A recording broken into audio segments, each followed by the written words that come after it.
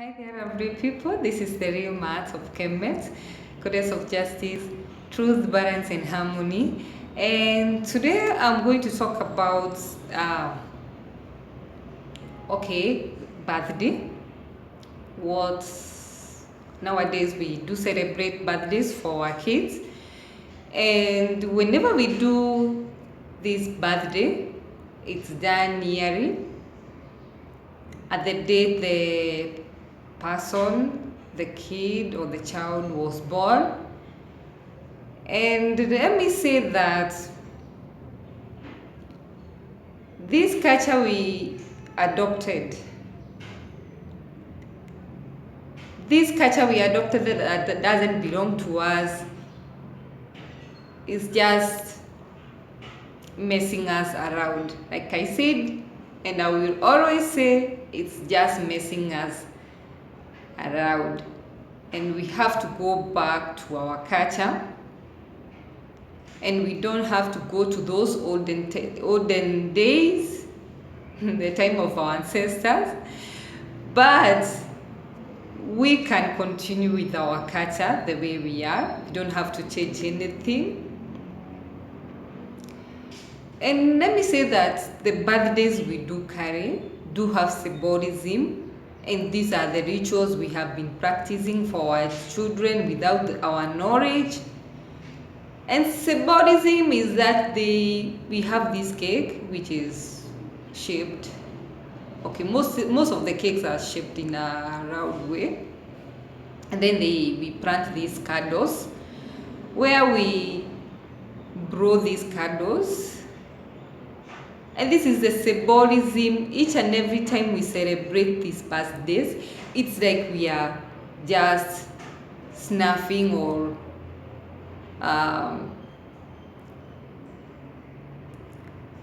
putting off our rights.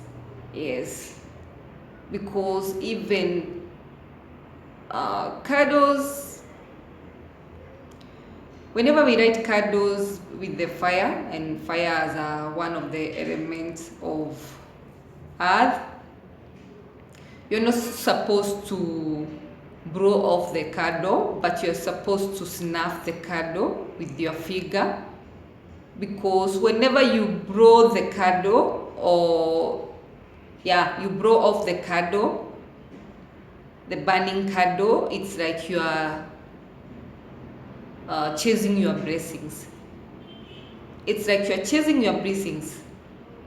You're just saying that whatever the light that is within you, you always put it off. And this is what we have been doing without our knowledge.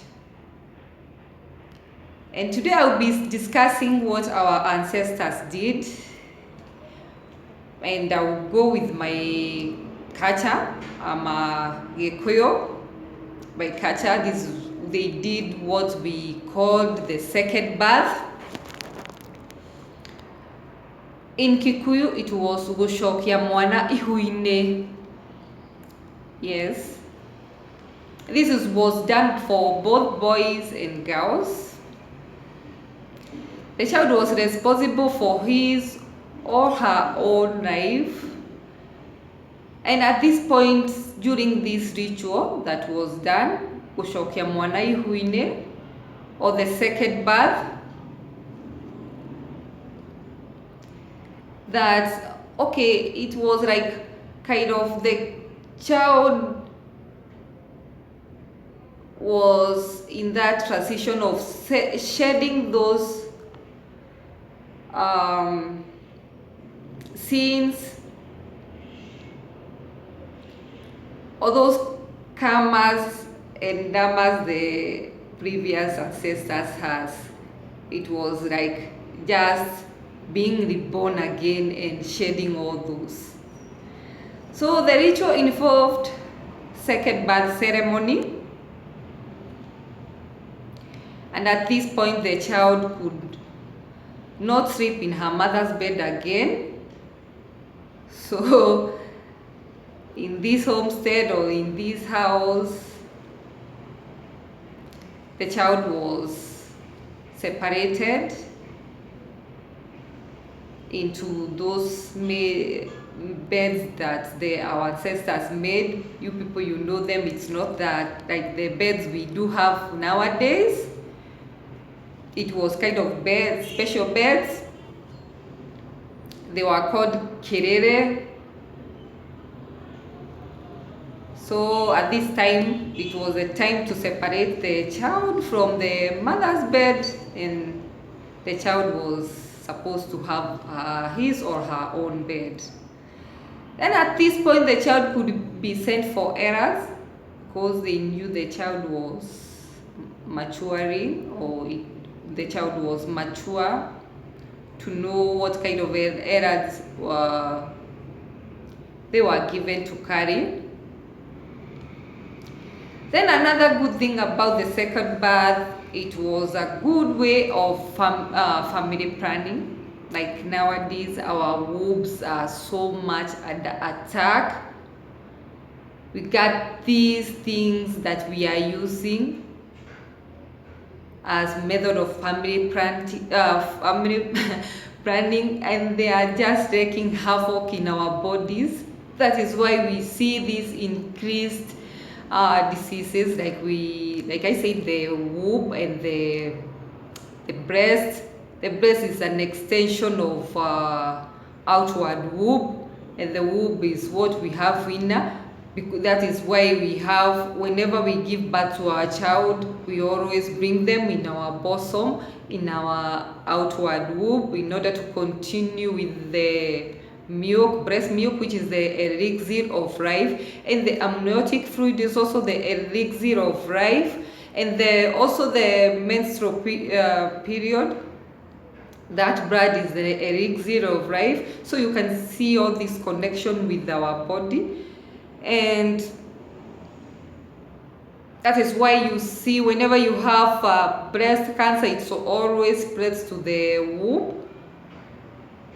So you can get the connection between these. So it's the high time women we take control of our body. Let us remember what our ancestors did, because nowadays the life we are leading is life of lust. It's only satisfying our ego. This is not what we did. And because we don't have natural method of preventing pregnancy, this was a very good way of planning, family planning, because the space we did put to for the children, it was very good.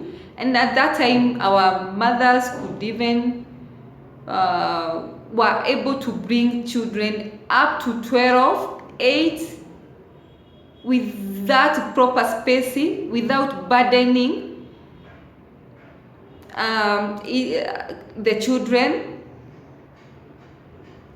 So the second birth was very good, and the second birth involved of where we had an animal was slaughtered, and we used the intestine to wrap the child again. But me, as an animal activist, and because we are changing all this, we are here to do that, to change our narrative, and also rectify where we have loopholes.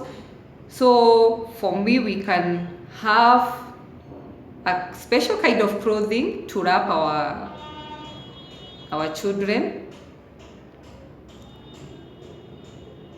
and we don't need even to have the colors, like we have the colors for boys and girls, the pink and blue. No, we can have that special clothes, like we can use a reso, which will be given by a mother, and wrap the kid. And then by this, we will signify that the child, the boy or the girl, is having the second birth, And this will be very, very good to us. Our culture, we need to go back to our culture. We don't have to stay in this someone else culture where we just feed our children sugary things. The cake is full of sugar. Whatever they eat there is just these candies which are also poisoning them. So at this time, whenever we are having these rituals for the second birth, we can also show them the importance of eating foods that are good for the body, the food that can nourish our body, the food that heals our body. But currently now we can see the rise of our children being addicted to the sweets, these candies. So it's the high time we went back to where our ancestors are. We correct our mistakes, because this is the only way we are going to save our children. Our children are so much under attack from so many sides. So much is happening. So much things are being created for our children, and they are only meant to harm them. So for me, I'm proud of my culture. I'm proud of my ancestors. And this is what I would like us to start doing. A second birth, which is gushokia mwana ihuine, from all my Kikuyu people. I know you can resonate with that. You can see where I want to go. I don't have any ill intention with the birthdays we hold, but to me they are just ruining our children's life. And our children, like I said, they are our tomorrow. Without our children, we cease to exist. And if we cease to exist, there is no more children for us. So that is it, people. And if you like my video, please remember to subscribe, share, and all the best in your life.